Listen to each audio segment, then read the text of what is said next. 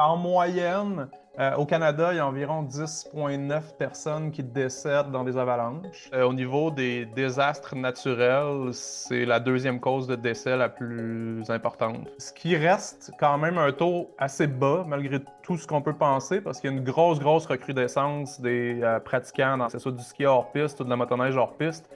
Mais clairement, il y a beaucoup plus de gens qui vont s'exposer au terrain avalancheux qu'avant. Puis pourtant, statistiquement, on n'a pas plus de décès d'année en année, là. On voit que les gens commencent à s'informer, puis s'équiper, puis se prendre des mesures de protection, là. Il y a des cours de sécurité d'avalanche qui sont donnés. C'est la base pour être capable de reconnaître le terrain avalancheux, pour être capable de prendre des décisions aussi en terrain avalancheux, savoir c'est quoi les conditions qui sont plus à risque. Donc ça, c'est la base. S'éduquer, s'informer. Ensuite de ça, c'est prendre le temps de regarder la météo avant d'aller en montagne pour voir s'il y a des signes avant-coureurs d'instabilité, là, c'est-à-dire des tempêtes, des gros redoux, les changements drastiques. Habituellement, c'est ce que le manteau neigeux n'aime pas, puis crée des avalanches. Ça peut être aussi de consulter des bulletins d'avalanche dans les endroits où il y en a. Le troisième élément, c'est de s'équiper.